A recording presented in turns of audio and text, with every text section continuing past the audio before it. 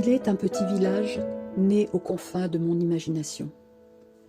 Un village tout de blanc vêtu, où le temps, l'espace de quelques semaines sera suspendu, où le temps ne comptera plus.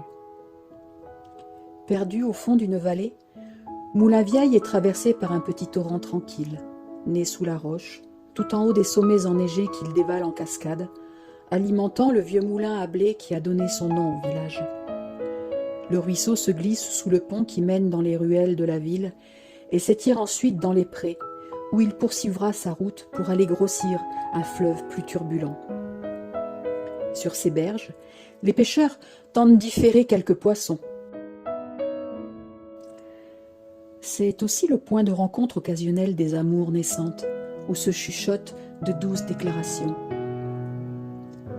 Mais c'est surtout le domaine des animaux de la forêt.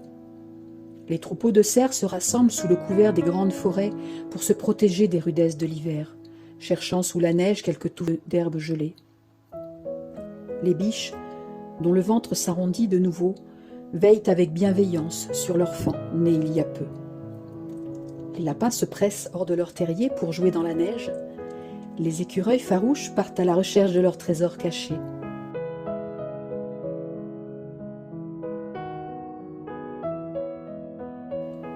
La loutre, elle, joue avec ses petits au bord de l'eau. Et les castors s'affairent sur les berges humides pour engranger le maximum d'écorces appétissantes pour passer l'hiver. Pendant ce temps, le goupil surveille sa proie. Dans la forêt plus profonde, les ours préparent leur grotte pour un repos douillet et sont proches de sombrer dans leur long sommeil hivernal. Mais le danger est là, toujours aux aguets.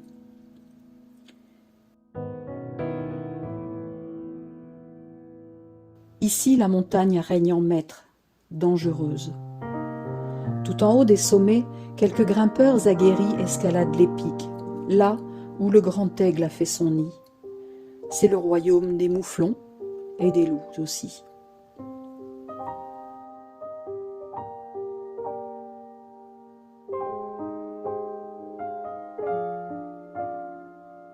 Sur les pentes raides où s'accrochent quelques maisons nichées sous les cimes des sapins, alors que les adultes s'affairent aux tâches coutumières, les enfants s'amusent à ériger des bonhommes de neige, au sourire noirci et au nez rougi par le froid.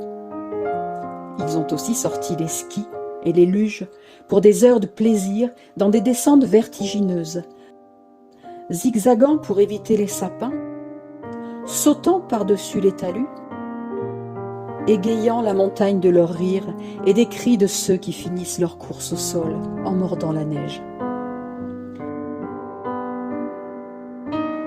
C'est sur ces montagnes que poussent les sapins que les villageois choisissent pour orner leurs maisons. Selon une légende, lors de la naissance de Jésus, un palmier, un olivier et un sapin étaient près de l'étable. Les deux premiers arbres proposèrent d'offrir à l'enfant l'un une de ses palmes pour le rafraîchir en faisant de l'air, l'autre un peu d'huile de ses fruits pour oindre ses petits pieds. Le sapin, lui, avec ses aiguilles piquantes, ne savait pas quoi lui offrir. Un ange, devant sa tristesse, eut l'idée d'interpeller les étoiles et leur demanda de descendre éclairer ses branches, faisant ainsi scintiller l'arbre de mille feux et offrant à l'enfant un merveilleux spectacle. Depuis lors, c'est pourquoi on illumine les sapins pour Noël.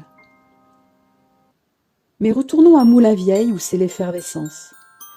Alors que certains sont encore à leur ouvrage, comme le meunier qui vérifie le grain à moudre et le forgeron rythmant la chaude atmosphère de sa forge de ses frappes régulières, dans les ruelles se joue une guerre bon enfant. Sous le regard bienveillant des villageois, les enfants se guettent à l'angle des maisons, sous les porches, derrière les murets, pour partir dans un combat effréné de boules de neige, en tentant de faire mouche d'un coup bien visé sur l'un de leurs adversaires. Dans la ville, chacun s'empresse de parcourir les commerces pour les préparatifs de Noël. Les enfants aident les anciens, certains font un don bienveillant. Les uns babillant des derniers potins du village ou échangeant des recettes, les autres s'attardant un instant pour écouter les belles mélodies de Noël entonnées par le cœur des enfants. Chacun espérant regagner bientôt la chaleur de son foyer pour y retrouver famille et amis, réunis pour un moment de partage autour de la table pour le réveillon.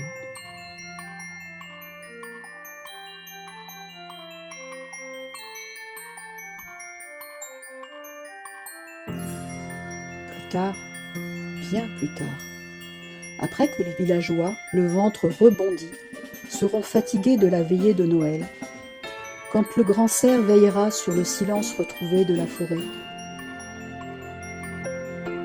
Moulin Vieille s'endormira dans le calme. Commencera alors la longue tournée du vieux bonhomme qui récompensera les enfants sages de ses présents.